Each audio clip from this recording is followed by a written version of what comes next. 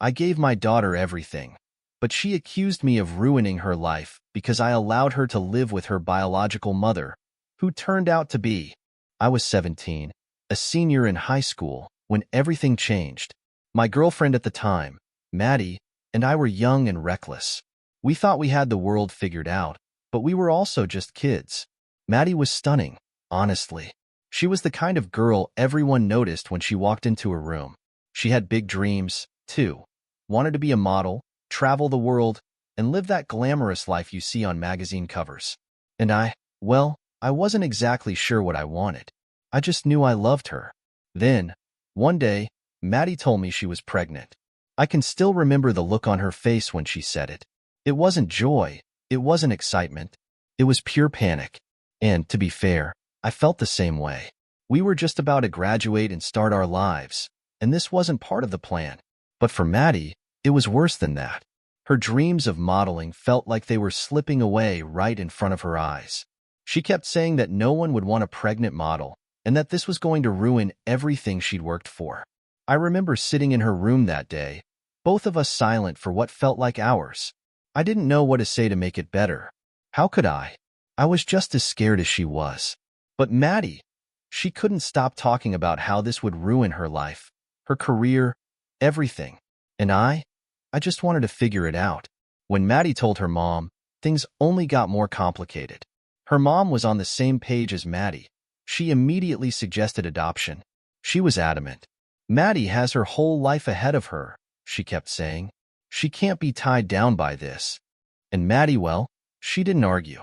She wanted her life back, her dreams back, and this pregnancy was like a giant obstacle in her path. Meanwhile, I told my parents, and their reaction? Completely different.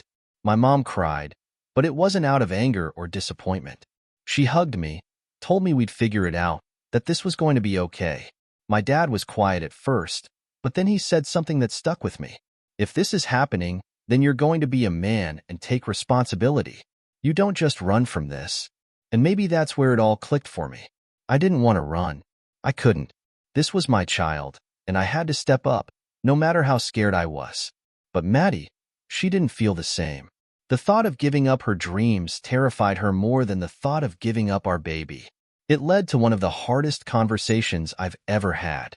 I told her that if she really couldn't do this, I'd take full responsibility. She wouldn't have to be involved at all. I'd raise the baby, she could move on with her life, pursue her modeling career, and I wouldn't stand in her way. I think part of me was hoping she'd change her mind, that she'd realize this wasn't something you could just walk away from. But Maddie, she was too far gone in her own fears. She agreed. Fast forward a few months, and our daughter, Lily, was born. I don't think I've ever felt anything quite like the moment I saw her for the first time. This tiny, perfect human who relied on me for everything. I was terrified, but at the same time, I knew I couldn't let her down. Maddie didn't even want to hold her. She signed over her parental rights as soon as she legally could and walked away. Just like that, she disappeared from my life and from Lily's. And then it was just me. Well, me and my parents. They were my rock during those first few years. I couldn't have done it without them. I started college a few months after Lily was born, and while it wasn't easy, I managed to balance it all. Classes, homework, raising a baby. I'd be lying if I said it wasn't exhausting. There were nights I'd be up at 3 a.m. with a crying Lily, and then have to drag myself to a 7 a.m. lecture the next morning, but I never regretted it. Not once. Every time I looked at her, I knew I'd made the right choice. Lily grew up surrounded by love. My parents adored her, and I could see how much joy she brought to their lives. They helped me with everything, from late-night feedings to babysitting when I had exams. It was far from the typical college experience, but it was our reality, and I wouldn't trade it for anything. I think the hardest part was seeing other kids my age living carefree lives, going to parties, dating, traveling. But I had Lily, and that was more important to me than any of that. As Lily got older, she started asking questions. I knew the day would come when she'd want to know about her mom. And honestly, I still don't know how I'm going to explain that to her. I've always been honest with her as much as I can, but how do you tell your child that their mother walked away? How do you make them understand that it wasn't their fault? I know I'll have to face that conversation eventually, but for now, I'm just trying to be the best dad I can be. Then, something happened that I didn't expect. 7 years after Lily was born, I met someone. Her name was Emma, and from the moment we met, I felt something I hadn't felt in a long time. We clicked. She wasn't just beautiful, she was kind, thoughtful, and she cared about me in a way I hadn't experienced in years. But more than that, she cared about Lily. She treated her like her own from the very beginning, and Lily adored her. It didn't take long for me to realize that Emma was the one. We got married a year later, and our wedding was small, just close family and friends, but it was perfect. Watching Lily walk down the aisle as our flower girl, there aren't words for how happy that made me. It felt like our little family was complete. But, as happy as we were, life wasn't always easy. After my parents passed away, things got harder. It was like losing two pillars in my life at once. I tried to stay strong for Lily, but there were days when I didn't know how to keep it all together. And during that time, I wasn't paying as much attention to her as I should have. That's when the bullying started. Things started getting rough when Lily hit middle school. I always knew there'd be challenges. I mean, being a single dad, raising her without her biological mom around, and then with Emma coming into the picture later, there was bound to be some confusion. But I never expected how hard it would hit her. It started subtly at first. Lily began coming home quieter than usual, more reserved. She'd shrug off my questions about school, just saying, "It's fine, Dad." But I could tell something was off. Emma noticed it too. "Maybe she's just going through a phase," she said one night, trying to reassure me. I wanted to believe that was true, but deep down, I felt it was something more. Then, one day, I got a call from the school. It wasn't the usual parent-teacher update. It was the principal, and her tone was serious. "Mr. Daniels, we need you to come in. There's been an incident involving Lily." My heart sank. I rushed to the school, mind racing, and when I got there, I saw Lily sitting outside the principal's office, her face pale and her eyes puffy from crying. I sat down next to her, my mind spinning with questions. "What happened, sweetheart?" She didn't say anything at first, just stared down at her shoes. Then, after a long pause, she muttered, "I hit someone." I was stunned. Lily had never been violent before. She was the kind of kid who'd go out of her way to avoid confrontation. But before I could ask anything else, the principal called me in to talk. Inside the office, I was given the full story. Apparently, some girls had been teasing Lily, saying cruel things about how she didn't look like her real mom. They'd found out that Emma wasn't her biological mother, and they were relentless. It had been going on for weeks, and Lily had bottled it up until she couldn't anymore. One of the girls pushed her too far, calling her a charity case, and Lily snapped. She'd shoved the girl hard, and it had turned into a full-on fight. The principal explained that while they didn't condone violence, they understood it was a reaction to ongoing bullying. The other girl's parents, however, weren't so understanding. They wanted Lily punished. I looked over at my daughter, sitting in the chair with her shoulders slumped and her head hung low. I couldn't believe this was happening. And yet, I understood. I was furious. Not at Lily, but at the situation, at those kids who'd been making her life hell. "Look," I told the principal, "my daughter shouldn't have hit anyone, and I'll make sure she understands that. But I won't let her be the scapegoat for something like this. She's been bullied, and that's not okay either." I spoke with the other girls' parents after the meeting, and it wasn't a friendly conversation. They were furious, demanding that Lily be suspended, but I stood my ground. "Your daughter has been tormenting mine," I said firmly. "If you think this is just about one incident, you're mistaken. Kids can be cruel, and what happened today is a result of your daughter's behavior, too." After some tense back and forth, the school decided on a compromise. Lily would receive a warning, but no suspension. They would also have a serious talk with the kids involved in the bullying. When we left the school that day, Lily stayed quiet the whole ride home, and I knew we needed to talk. But not about the fight. We needed to talk about her mom. Later that evening, after Emma went to bed, I sat down with Lily. She had been avoiding me all night, probably dreading the conversation. "Lily, we need to talk," I started, keeping my voice calm and soft. "About everything. About today, and about your biological mom." Her eyes widened at the mention of her mother. She shifted uncomfortably in her seat. but I could see the curiosity in her eyes. You know Emma loves you, I continued, but I also know that deep down, you've probably had questions about your real mom. I've never hidden the truth from you, but I've waited for you to be ready to ask. Lily stayed silent for a moment, but then she finally looked up at me. Why did she leave, Dad? Was it my fault? That question broke me. I reached out and took her hand.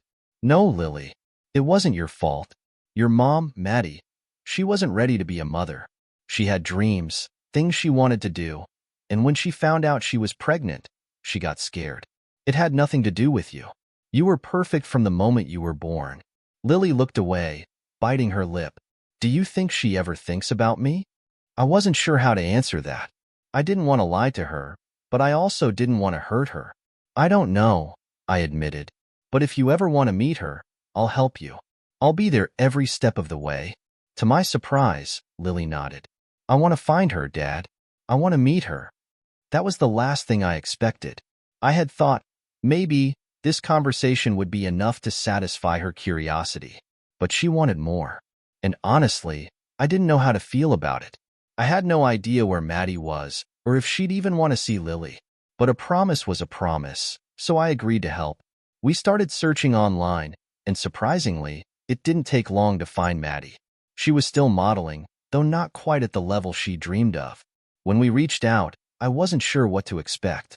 But when she replied, she seemed eager to meet Lily. Almost too eager. That made me suspicious.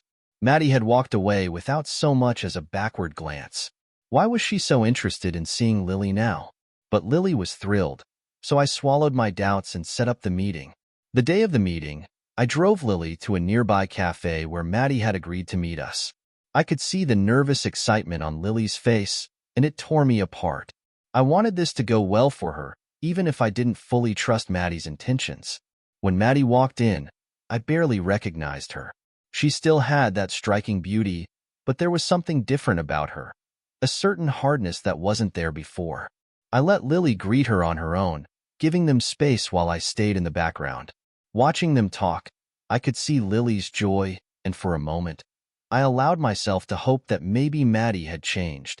After the meeting, Lily came back to me, practically glowing. Dad, she's amazing. She told me she regrets everything, and she wants to be in my life now. I wanted to believe her, but something about Maddie's sudden eagerness to reconnect didn't sit right with me.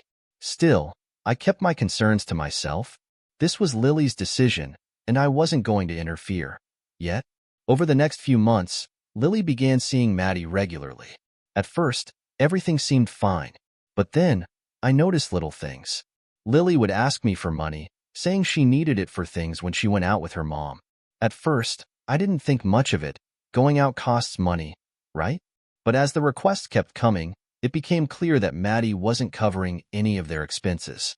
Lily didn't seem to mind. She was just happy to be spending time with her mom. But I started to worry. Was Maddie taking advantage of Lily's excitement to re-enter her life? I didn't want to jump to conclusions, but it was hard to ignore the growing unease in my gut. Emma noticed it too. Maybe she's just trying to make up for lost time, she suggested.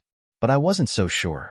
Maddie had never been the selfless type, and it didn't sit right with me that she was making our daughter ask for money just to spend time with her. I wrestled with whether to say something to Lily. I didn't want to ruin this for her. She'd been so happy since reconnecting with her mom. But I also didn't want Maddie taking advantage of her. So, for now, I decided to stay quiet and keep a close eye on things. But I couldn't shake the feeling that this was just the beginning of something bigger. Things really spiraled out of control after Lily started spending more time with Maddie. At first, it seemed harmless, just mother and daughter catching up on lost time. I kept telling myself that whatever doubts I had about Maddie's intentions, they didn't matter as long as Lily was happy. But that happiness was short-lived. I started noticing small things going missing around the house. At first, it was easy to overlook. A few of Emma's earrings, some cash I had left in a drawer. Little things that could be misplaced, right? But then it got worse. Emma's wedding ring disappeared. I turned the house upside down looking for it, thinking it had fallen somewhere. Emma was distraught. She never took it off, except for showers, and we both knew it wasn't just lost. I started to get a sinking feeling in my gut. Something wasn't right, but I didn't want to jump to conclusions. Maybe it was just a coincidence that things started disappearing after Lily had reconnected with Maddie, but I couldn't shake the feeling that there was more going on. Emma and I agreed to install cameras around the house, just to be sure. A week later, we got our answer. I sat down to review the footage one night, not really expecting to find anything. But there it was, clear as day. Lily, sneaking into our room while we were out, rummaging through Emma's jewelry box. And then, the moment I feared seeing, she took Emma's wedding ring. I couldn't believe it. My own daughter, stealing from us? I didn't want to think the worst of her, but there it was, undeniable proof. My heart sank as I realized this wasn't just some misunderstanding. Something was very, very wrong. I waited until Lily came home from school the next day before confronting her. Emma stayed in the kitchen, clearly upset, but giving me the space to handle it. When Lily walked in, I asked her to sit down. She could sense the tension immediately. "Dad, what's going on?" she asked, her voice laced with worry. I took a deep breath, trying to stay calm. "Lily, we've noticed some things have gone missing from the house. Jewelry, money, and most importantly, Emma's wedding ring." Her face paled, but she didn't say anything. "We installed cameras, Lily. I saw you. I know you've been taking these things." She froze for a moment, then her expression changed. It wasn't fear or guilt that crossed her face, it was defiance. She crossed her arms and stared at me, her eyes hardening. "So what if I did?" I blinked, stunned by her response. "Lily, do you even realize what you're saying? This isn't you. Why are you doing this?" And then, she snapped. "You want to know why, Dad? Because I hate her. I hate Emma. You married her and forgot all about my mom. You were supposed to be with Maddie, not her." Her words hit me like a punch to the gut. I had no idea she felt this way. Sure, I knew she had some issues with Emma not being her biological mom, but hatred? This was something deeper, darker. "Lily, that's not fair," I said, trying to stay calm. "Emma has been nothing but loving toward you. She's raised you like her own."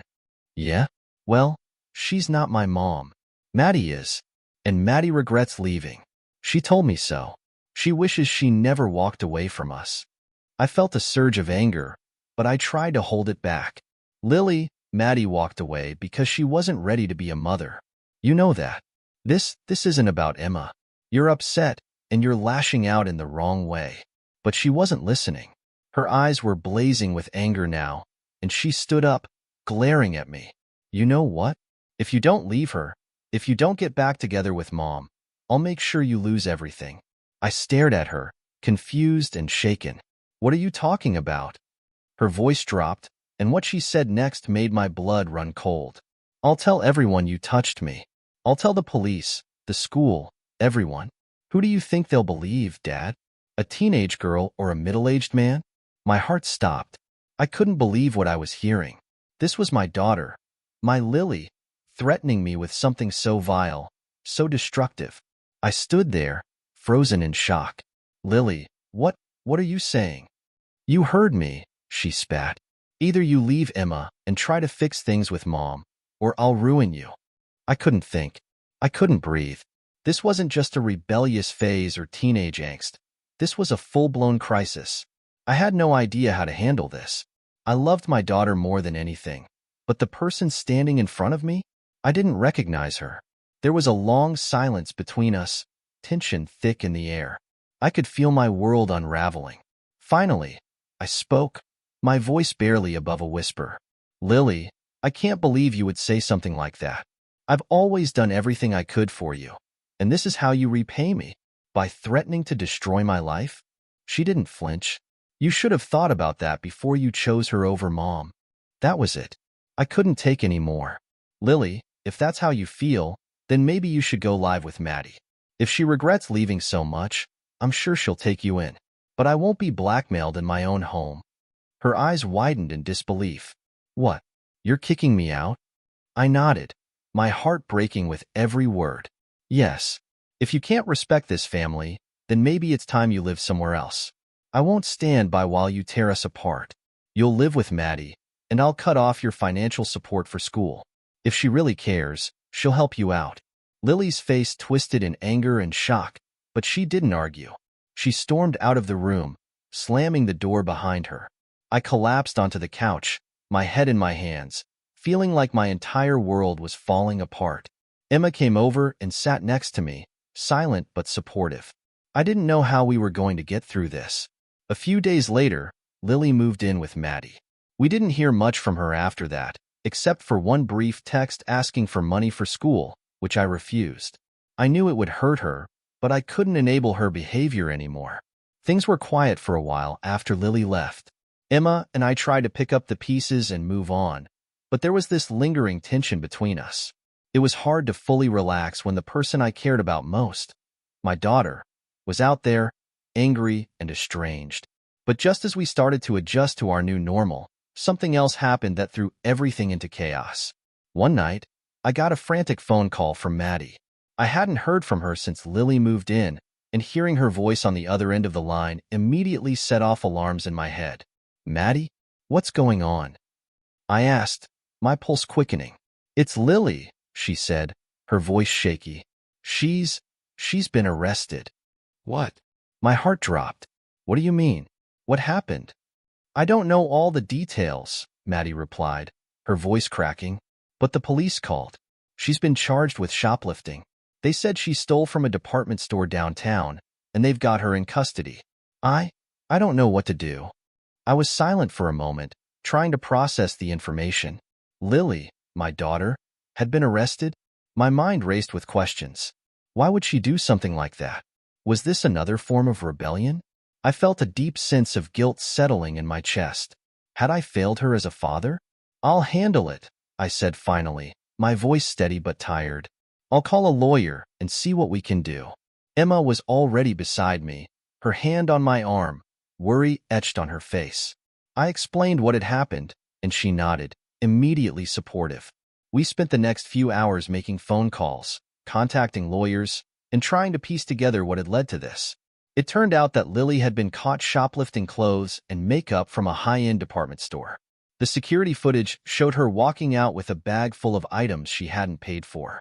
When the police confronted her, she didn't resist, but she didn't offer any explanation either. The next morning, I went to the station to see her. When I walked into the room where she was being held, she looked so small, so lost. This was a side of her I hadn't seen before. Her defiance was gone, replaced by fear and regret. "Dad," she started, her voice barely above a whisper.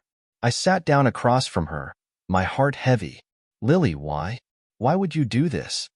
Tears welled up in her eyes, and she finally broke down. "I don't know," she sobbed. "I've been so angry, and I don't know how to make it stop. I thought if I could just, I don't know. I thought it would make me feel better.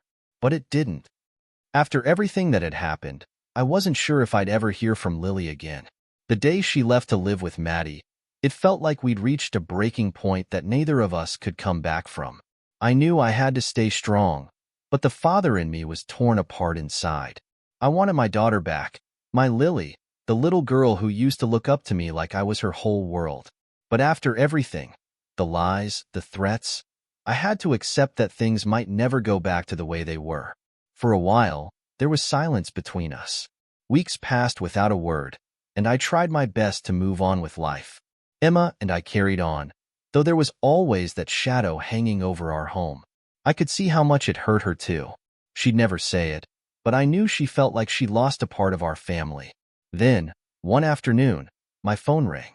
It was Lily. My heart jumped, but I also braced myself for whatever might come next. "Dad." Her voice was quiet, and I could tell something was wrong. "Can we talk?" I hesitated for a moment.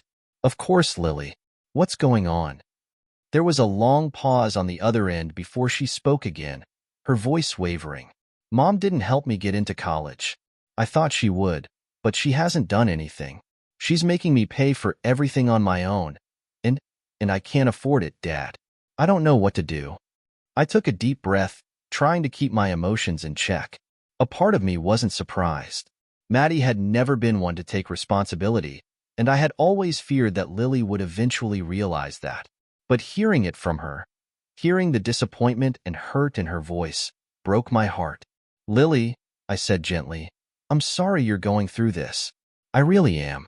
But I need to know something before we talk about anything else. Do you regret what you did? The things you said? The way you treated Emma and me? There was silence again, and for a moment, I thought she might hang up. But then I heard a quiet sniffle on the other end. Yeah, Dad. I regret it. I was so mad, and I didn't know how to deal with it. I wanted you to choose me. I thought if you left Emma and went back to Mom, everything would be okay. Her words were laced with so much pain and confusion, and I knew she'd been carrying this weight for far too long. Lily, I never stopped choosing you. You've always been my priority, but I can't let you manipulate me, and I can't let anyone, Maddie included, manipulate you either. That's not love. She sniffled again, and I could hear her trying to keep it together. I know, Dad. I'm sorry. I sighed, relieved that we were finally having this conversation, but I also knew there was still a lot to work through. Lily, I want to help you. I always have. But after everything that happened, I need to set some boundaries. I can't just let you come back home, not after you threatened me. It's not that I don't love you. I do, but we need to build trust again. Her voice cracked. So you won't let me come home? I shook my head, though she couldn't see it. No, I won't. But I'll do this. I'll help you with rent. I'll make sure you have a place to stay, and I'll support you financially with your studies, but you're going to need to live on your own. You need to take some responsibility for yourself, too. We'll do this together, but it's time for you to stand on your own 2 feet. There was a pause, and then Lily's tone changed. The vulnerability gave way to anger. So, that's it? You won't let me come back? You don't trust me? After everything, you're just going to leave me out here on my own? I stayed calm, though her words stung. I'm not leaving you, Lily. I'm still here for you. But you need to understand why I can't let you come back to live with us right now. You threatened to destroy my life. You accused me of things that could have ruined everything. Do you know how much that hurt? She didn't respond for a moment, and I could almost hear the wheels turning in her head. I only said that because I was angry. I didn't mean it. That doesn't make it okay, I replied softly but firmly. I need you to understand that actions have consequences. I'll pay your rent directly to the landlord, so you can have a place to stay.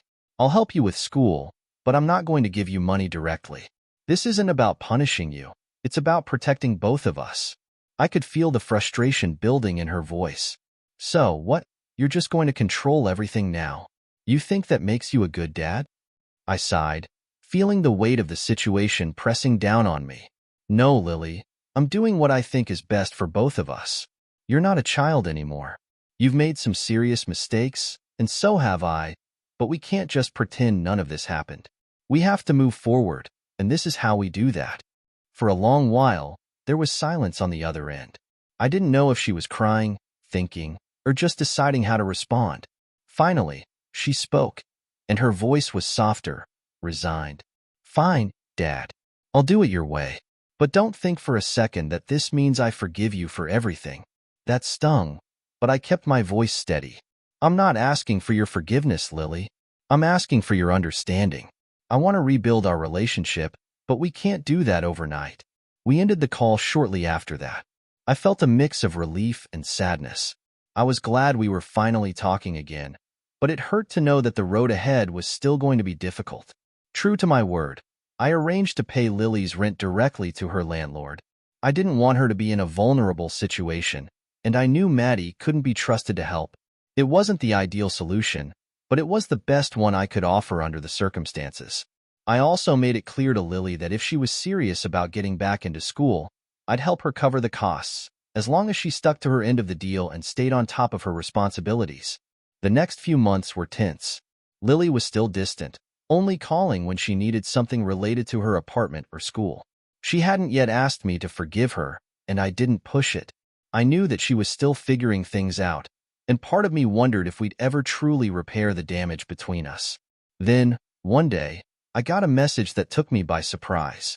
It was a text from Lily, short and to the point. Can we get lunch sometime? I want to talk. My heart leaped. I wasn't sure what she wanted to talk about, but the fact that she was reaching out on her own gave me hope. I agreed, and we made plans to meet at a small cafe near her apartment later that week. When I saw her sitting at the table, my heart ached. She looked older, more tired than she should have at her age. I wondered if Maddie had taken more out of her than I realized. But when she saw me, she smiled. A real, genuine smile. And that eased some of the tension I'd been carrying. "Hey, Dad," she said, her voice a little tentative. "Hey, sweetheart." I sat down across from her, feeling like this was a moment I'd been waiting for, hoping for a long time. We talked about small things at first, her classes, how she was managing with work and school. But eventually, she put her fork down and looked me in the eye. "I'm sorry," she said, her voice soft but sincere, "for everything. I've been such a jerk, and I hurt you and Emma. I didn't mean to. I was just so confused, and I thought I needed Mom, but she wasn't there for me. You were, and I took that for granted." I sat back, feeling a wave of relief wash over me. "Lily, I've been waiting for you to say that. I know you've been through a lot, and I'm sorry too, for not always understanding what you were going through. But I never stopped loving you." She nodded, tears welling up in her eyes. "I know, Dad. I know. I don't know how to fix this." I reached across the table and took her hand. "We'll fix it together, one step at a time." We spent the rest of the lunch talking, really talking, like we hadn't in years. It wasn't a full reconciliation. There were still things that needed to be worked out, trust that needed to be rebuilt, but it was a start. For the first time in a long time, I felt like we were on the same page. As we walked out of the cafe, Lily turned to me. "Dad, I don't know if things will ever be the same again, but I want to try. I want to rebuild our relationship." I smiled and pulled her into a hug. "That's all I've ever wanted, Lily." And as we parted ways that day, I knew the road ahead wouldn't be easy, but for the first time in a long time, it felt like we were moving forward. There was still a lot of healing to do, but at least now we were both willing to try. Lily and I never fully returned to the relationship we once had, but in many ways, that was okay. We both changed during those turbulent years, her anger, my frustration, the distance that had grown between us. But despite everything, we found a new way to connect. She stayed in her apartment, continued working part-time, and eventually went back to college. I supported her, just as I promised, and over time, the bitterness between us faded. Our relationship wasn't perfect, but it was real, and that was enough. Emma, who had been my rock through all of this, stood by me, even when things got tough. Lily apologized to her as well, though their relationship remained distant. But there was peace between them, and that was all I could ask for. As for Maddie, she drifted back out of Lily's life as quickly as she had entered it. Lily learned, painfully, that some people never change. But instead of letting that break her, she used it to grow stronger. And in the end, she became someone I could be proud of. Life has a way of throwing unexpected turns at you, but if there's one thing I've learned through all of this, it's that love, real, unconditional love, can weather even the most difficult storms. And for that, I'm grateful. If you like the story, don't hesitate to subscribe and listen to new stories every day.